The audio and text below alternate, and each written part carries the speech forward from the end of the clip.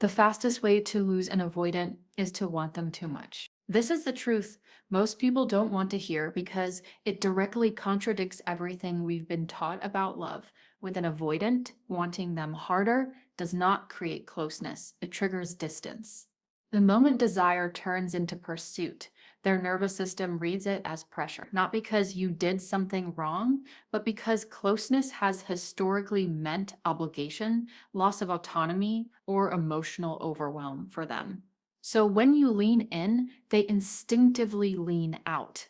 This isn't cruelty, it's conditioning. Avoidants don't bond through pursuit, they bond through contrast, through the difference between someone who needs them to stay and someone who is emotionally complete, whether they stay or go. When you chase, you flatten that contrast, you become predictable, available, emotionally open, on demand, and predictability feels safe. But it does not create attachment for someone wired to associate safety with distance. The paradox is this: the more you try to secure the connection, the more the connection dissolves.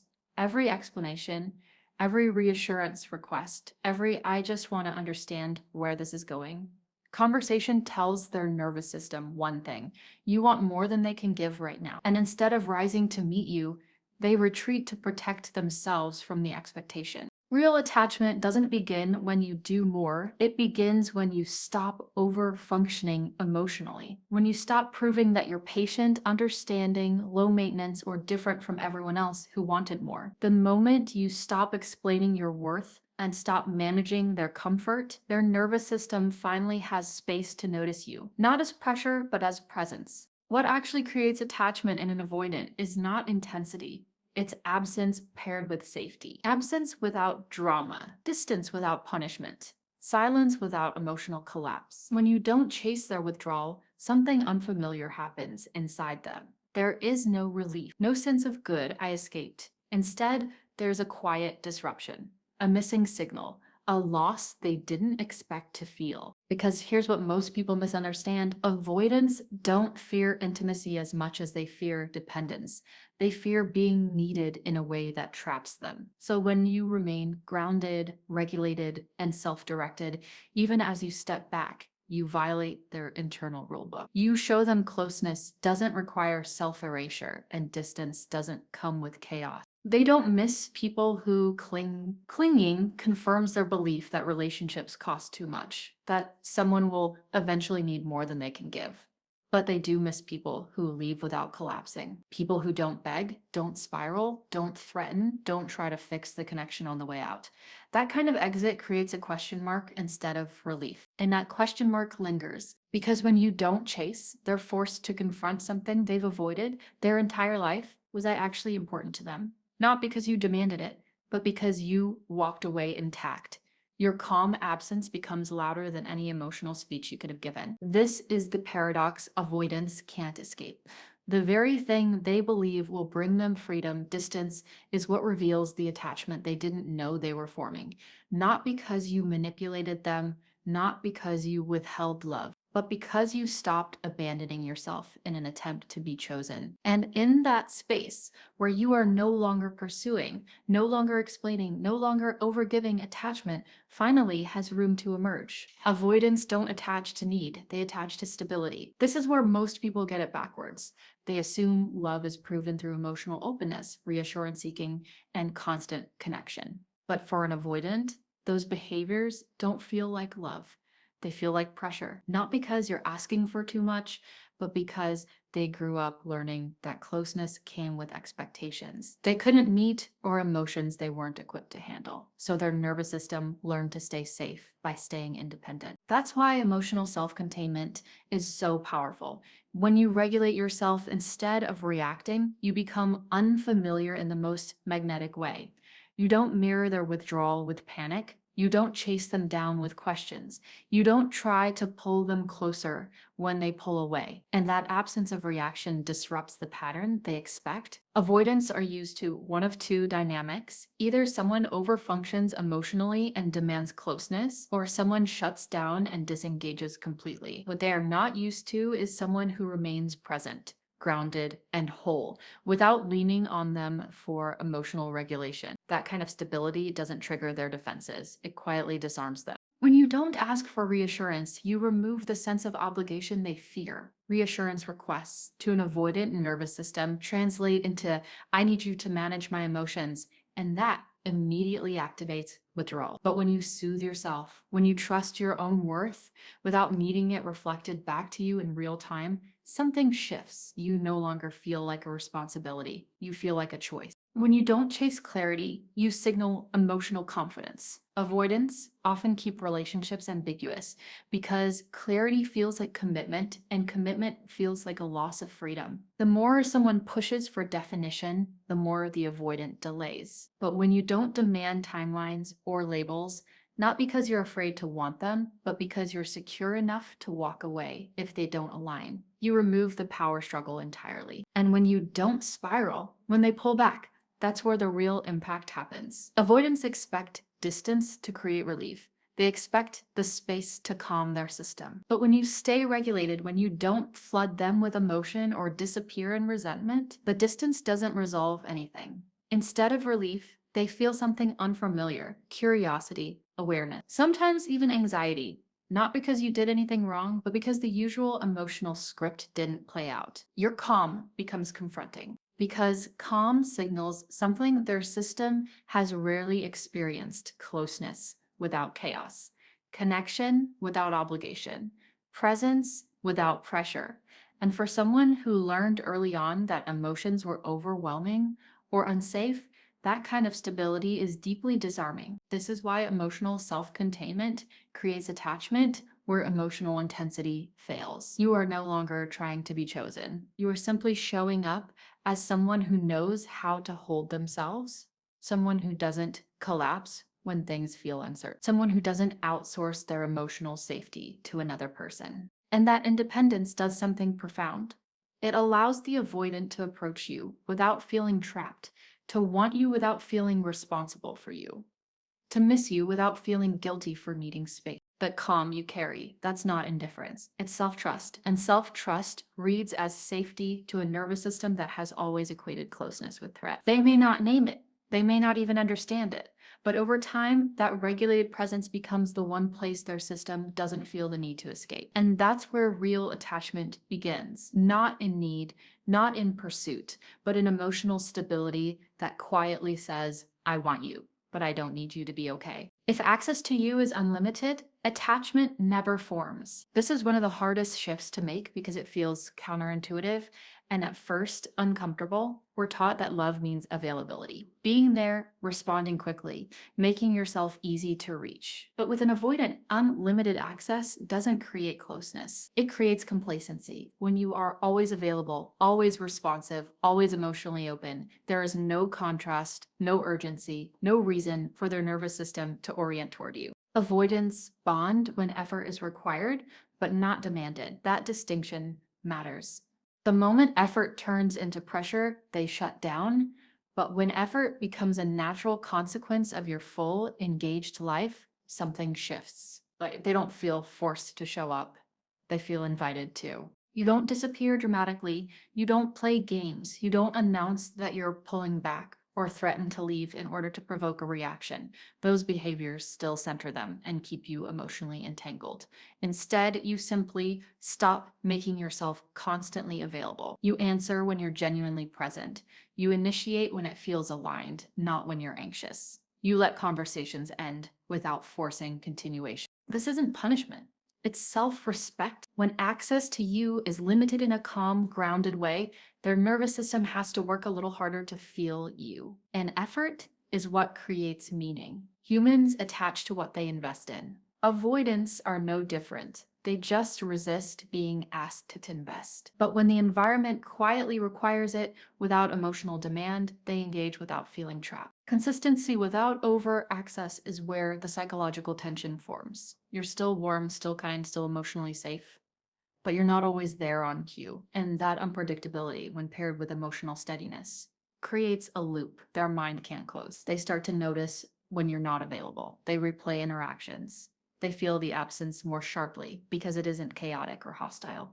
It's neutral, and neutrality leaves space for projection. This is where fixation begins. Because avoidants expect distance to reduce connection. They expect space to quiet emotion.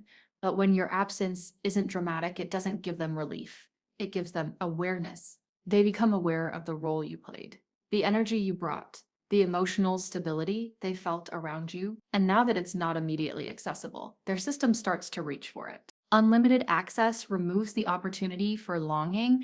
It tells their nervous system there's no risk in disengaging because you'll still be there. But when access is earned through presence and mutual effort, they begin to associate connection with value rather than obligation. This doesn't mean becoming cold or withholding affection. It means letting your availability reflect your self-worth instead of your anxiety. You don't drop everything to respond. You don't rearrange your life to stay connected. You allow your time, energy, and attention to be something that's shared, not given away freely in the hope it will secure closeness. And the irony is this: the less you try to hold the connection together, the more they feel it. Because now connection requires participation, and participation is what creates attachment. That unresolved tension, the sense that they could lose access to you, not because you're leaving, but because you're living, becomes magnetic. They don't feel chased, they don't feel pressured, they feel drawn. And over time, that draw turns into fixation. Not because you made yourself scarce, but because you made yourself valuable. When clear boundary does more than 1,000 emotional talks, this is where most people lose their power with an avoidant. Not because they ask for too much, but because they ask for it over and over again. They explain, rephrase, soften, and justify their needs, hoping that clarity will finally create movement. But with an avoidant, repeated emotional conversations don't create understanding. They create relief. Relief that you're still there, still trying, still willing to accommodate their limits. Avoidants don't process emotion in conversation. They process it after the connection is gone. In the moment, emotional dialogue activates their defenses. They intellectualize, they minimize, they reassure just enough to stabilize the situation. And once things calm down, nothing changes. Not because they don't care, but because their nervous system is focused on escaping pressure, not integrating emotion. That's why speaking truth once is so powerful. You say what you need calmly, cleanly, and without blame. No accusations, no emotional flooding, no long explanations meant to make them understand your pain. You simply state your boundary and your standard. This is what I need. This is what doesn't work for me. This is what I'm willing to participate in. And then you stop negotiating your worth. The moment you repeat yourself, you shift from self-respect into self-justification. And self-justification teaches an avoidant that your needs are flexible, optional, and ultimately negotiable. It tells them they can stay exactly where they are while you carry the emotional load of the relationship. Silence after truth does something conversation never can. It removes the safety net. When there's no immediate emotional reassurance, no follow-up explanation, no softening of the boundary, the avoidant is left alone with the information. And that's where processing actually begins. Because distance is the environment where avoidants feel not closeness, not dialogue. Distant explaining only creates comfort. It comforts them because it keeps you engaged.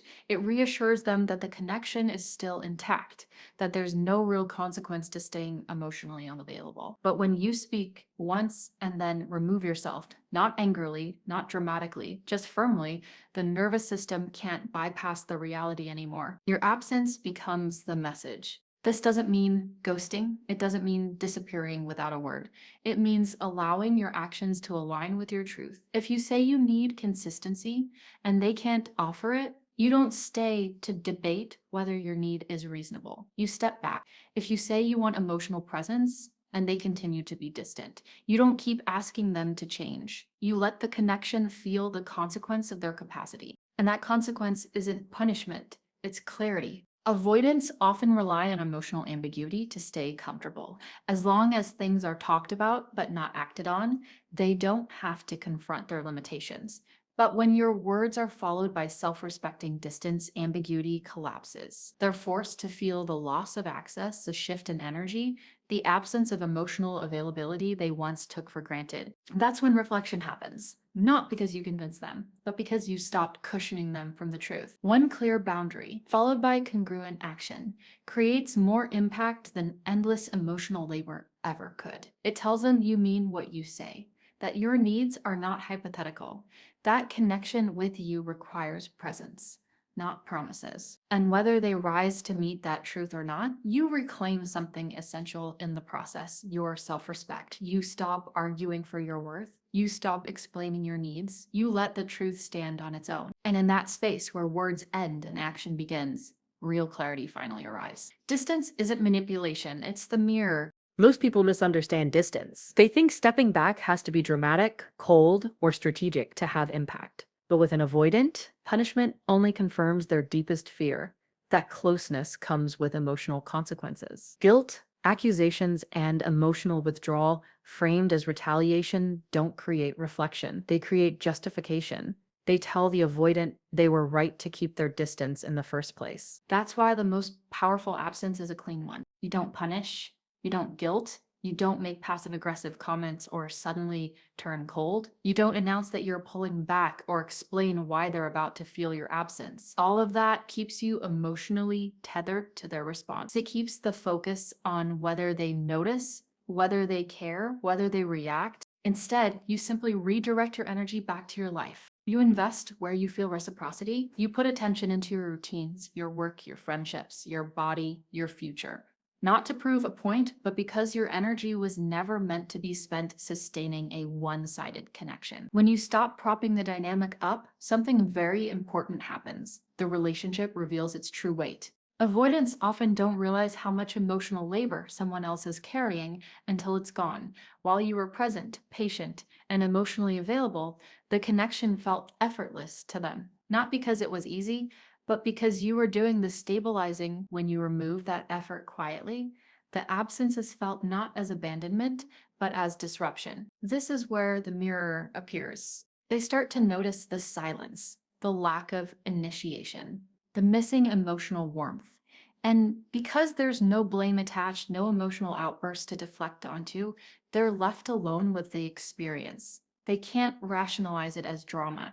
They can't dismiss it as manipulation. All they can feel is the difference. And that difference forces awareness. This is where avoidants attach. Not when you beg them to stay, but when they realize the connection existed because you sustained it, and now it doesn't. They begin to see the cost of emotional distance, not in theory, but in real time. They feel what it's like when someone stops bridging the gap for them. Your absence doesn't say, "You hurt me." It says, "I chose myself." And that message lands far deeper. Because when distance is calm, regulated, and non punitive, it doesn't activate their defenses. It activates curiosity. They start to wonder what changed, why you're no longer orbiting their availability, why the connection feels thinner, quieter, less alive. That curiosity is the beginning of attachment. Not because you withdrew love, but because you withdrew overgiving. You didn't disappear. You didn't close your heart. You simply stopped pouring energy into a space that couldn't hold it. And whether they step forward or not, something important happens for you. You stop waiting to be felt.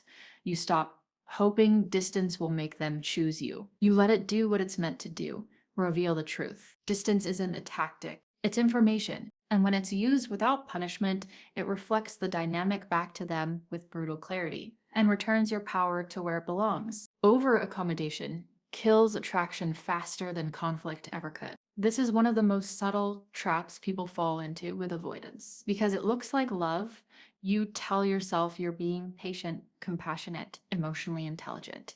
You explain away their distance. You soften your needs. You wait longer than feels natural. And slowly, without realizing it, you begin to disappear inside the connection. Yes, their fear is real. Avoidants genuinely experience closeness as threatening when their nervous system hasn't learned safety and intimacy. Their withdrawal isn't a performance, it's protection. But understanding their fear does not mean sacrificing yourself to soothe it. And this is where the line gets crossed. The moment you start shrinking your needs to keep the peace, attraction begins to erode. Over-accommodation teaches an avoidant something very specific: that they don't have to grow. That emotional absence will be met with patience instead of consequence. That the relationship can continue as long as you are willing to carry the weight alone. And while that may feel safe to them, it does not create attachment. It creates comfort. And comfort without mutual investment leads to indifference. When you constantly validate their distance. I know you're busy. I know this is hard for you. I understand why you need space without also validating your own needs. You reinforce the imbalance. You become the emotionally flexible one, the one who adapts, the one who stays regulated so they don't have to. And over time, that dynamic strips the relationship of polarity. Avoidants don't attach to people who abandon themselves. They attach to people who remain whole. The shift happens the moment you stop over-validating emotional absence and start honoring your own internal signals. That doesn't mean becoming harsh or unempathetic. It means allowing your needs to exist without apology. It means saying, I understand this is difficult for you, and this is still what I need to feel connected. And then allowing their response or lack of one to inform your next step. This is where you move from safe to significant. Safe is predictable. Safe bends. Safe waits. Safe absorbs disappointment quietly. But significant has edges. Significant has standards. Significant doesn't threaten or demand. It simply does not participate in dynamics that require self-erasure. Conflict, when handled calmly, is far less damaging to attraction than silent self-abandonment. Avoidance can tolerate disagreement. What they don't respond to is someone who disappears internally to keep them comfortable. That dynamic doesn't challenge their capacity, it confirms their avoidance. When you stop over-accommodating, something important happens. The emotional labor returns to the person it belongs to.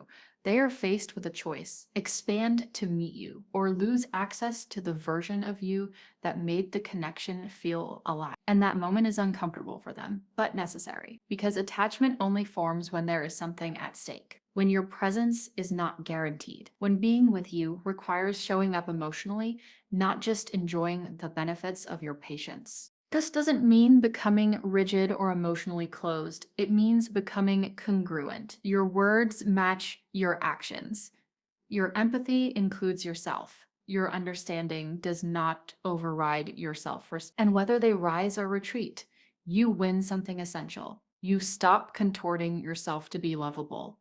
You stop proving you're easy to be with. You allow the relationship to either deepen through mutual effort or end through Moan's limitation. Avoidants don't attach to people who abandon themselves because there's nothing left to attach to. But when you remain anchored in your needs, grounded in your worth, and unwilling to shrink, you become undeniable. Not because you demanded love, but because you refused to disappear to earn it. Closure comforts them. Unfinished loss attaches them. This goes against everything we're taught about healing. We're told closure is healthy, mature, necessary, that talking it through one last time will bring peace. But with an avoidant, closure doesn't create understanding, it creates relief. It gives them a clean ending, a logical explanation they can file away and use to emotionally detach without ever feeling the full weight of the loss. Avoidants detach by intellectualizing. When emotions get too intense, they move into their head. They analyze, rationalize, and narrate the situation in a way that minimizes emotional impact. Closure feeds this process perfectly. It gives them language, reason, a story that allows them to say, this makes sense, instead of this hurts. That's why closure gives them a clean exit. When you stay to explain how much you cared, why it mattered, how they hurt you, and what you hoped could have been different, you're not creating intimacy. You're helping them regulate. You're making it easier for them to let go without ever having to sit in the discomfort of what they lost. Walking away without closure isn't cruelty, it's restraint. When you leave calmly, without drama, without begging, without ultimatums or final speeches, you interrupt their ability to rationalize the ending. There's no neat explanation to hold on to, no emotional processing done in real time. Just a quiet absence where something meaningful used to be. And that absence creates an emotional loop they can't close. They replay conversations. They wonder what you felt. They question whether they misjudged the depth of the connection. Without closure, the mind keeps returning to the unresolved. And because avoidants are used to being the ones who pull away, experiencing someone leave without emotional collapse disrupts their sense of control. This isn't about manipulation. It's about allowing the truth to land without cushioning it. Closure often serves the person least willing to change. It lets them walk away feeling understood, forgiven, or justified. But when you don't offer it, you stop protecting them from the emotional consequences of their limitations. The unfinished loss forces reflection in a way conversation never could. Because now, instead of remembering your words, they feel your absence. Instead of analyzing your explanation, they experience the shift in energy. And without a final emotional exchange to neutralize the impact, the loss stays alive in their nervous system. That's where attachment forms, not in clarity, but in contrast. And yes, that loop can turn into obsession. Not the dramatic kind, but the quiet, persistent awareness that something valuable slipped away, unresolved, that you didn't chase, you didn't beg, you didn't try to convince them of your worth. You simply removed yourself from a dynamic that couldn't meet you. Walking away without closure also does something important for you. It breaks the habit of seeking validation from someone emotionally unavailable. It stops you from hoping one more conversation will finally make them understand. It allows you to grieve without reopening the zone. You don't need to be fully understood to be free. And if they one day reach back out, it won't be because of what you said in your final moment together. It will be because of what they felt when you were no longer there to soften the loss. Closure comforts them. Unfinished loss changes them. And either way, you reclaim your power by refusing to explain your worth on the way out. If they attach after you leave, it doesn't mean you should return. This is one of the most painful moments in any avoidant dynamic, when they finally realize what you meant to them, but only after you've stepped away. Suddenly, there's emotion, regret, awareness, sometimes even a confession of feelings they couldn't access while you were present. And it's tempting to see this as proof that everything you invested wasn't wasted. But delayed attachment is not the same as emotional capacity. Avoidants often realize love after loss because distance lowers the threat level. When you're no longer asking for presence, consistency, or vulnerability, their nervous system relaxes enough to feel the fear that blocked connection disappears. An emotion rushes in. That doesn't mean they've learned how to sustain intimacy. It means the pressure is gone. Love felt in safety is not the same as love lived in relationship. This is where many people make the mistake of waiting. They pause their healing. They stay emotionally available just in case. They interpret late attachment as growth.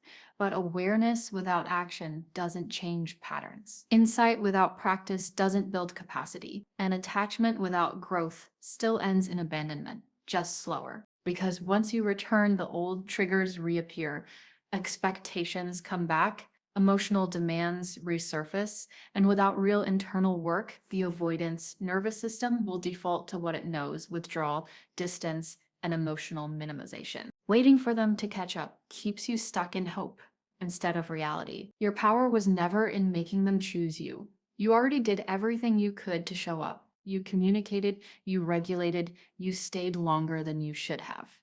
If they couldn't meet you, then waiting doesn't raise their capacity. It only lowers your standards. Choosing yourself first is not bitterness, it's discernment. It means recognizing the difference between someone missing you and someone being able to love you well. It means understanding that regret doesn't equal readiness. And it means refusing to re-enter a dynamic where your needs were consistently delayed in favor of their comfort. This doesn't mean people can't grow, they can, but growth is measured by consistent behavior, not emotional declarations made in the safety of your absence. If change only appears when there's no relationship to maintain, it isn't tame, it's relief. And the hardest truth is this: sometimes you were the catalyst, not the destination. Your presence exposed what they couldn't access. Your absence forced awareness. But that doesn't obligate you to return and carry them through their growth. You don't owe anyone access to you just because they finally realize your value. Your work is not to wait. It's to move forward aligned with your needs, your boundaries, and your capacity for real connection. If they meet you there one day, consistently, grounded, and emotionally available, that's information. But until then, hope is not a plan. Your power isn't in being chosen after loss. It's in choosing yourself before you're abandoned again. And that choice is what finally breaks the cycle. They don't forget everyone else because you try harder. They forget because you stop chasing. This is the moment where most people finally understand the avoidant paradox. Attachment doesn't come from effort, intensity, or emotional labor. It comes from presence, paired with self-respect. The harder you push, the more they pull away. The more you chase, explain, or plead, the safer they feel in keeping distance. But when you stop pursuing, not out of spite, not out of drama, but out of alignment with your own needs, something shifts that no amount of words or reassurances can replicate. Avoidants attach when you are calm without them, when their withdrawal or silence doesn't destabilize your emotions, you become something they've rarely experienced: regulated, grounded, unshakable. That calm is magnetic because it disrupts their nervous system. They are wired to expect chaos or over-reliance in relationships. Calmness isn't passive.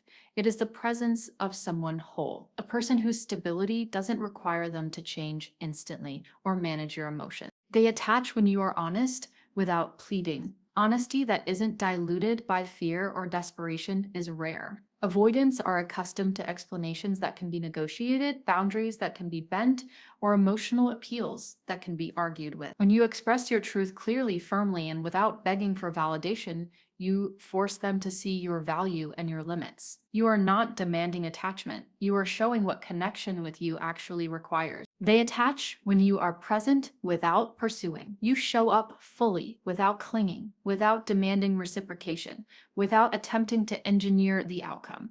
Presence without pursuit creates contrast. They see you, but they also see a life that doesn't revolve entirely around them. That combination, access plus autonomy, is magnetic because it allows them to want without feeling trapped, to engage without fearing loss, and to consider attachment without the pressure of obligation. They attach when you are willing to walk without resentment, walking away calmly without guilt, without anger, without lingering emotional hooks, signals something profound. Your love is self-contained. Your connection is not a tool to extract change, nor is it a measure of your worth. That freedom is both unsettling and magnetic to someone wired to fear dependence, because it shows them the possibility of closeness that isn't entangled with desperation or need. That combination is rare: calmness, honesty, presence, and self-contained walking away. It is almost unheard of in the dynamics avoidants are used to, and rarity creates attachment. It's not about clever strategies or emotional manipulation. It's about refusing to abandon yourself in an attempt to secure someone else's attachment. They don't forget everyone else because you tried harder. They forget because you stopped. You stopped chasing. You stopped sacrificing your boundaries. You stopped bending yourself into what they could tolerate. And in doing so, you became magnetic, not because you changed them, but because you honored yourself. Attachment forms, not through persuasion, but through integrity, not through need, but through self-respect. And that is the closing truth. Avoidance can't ignore.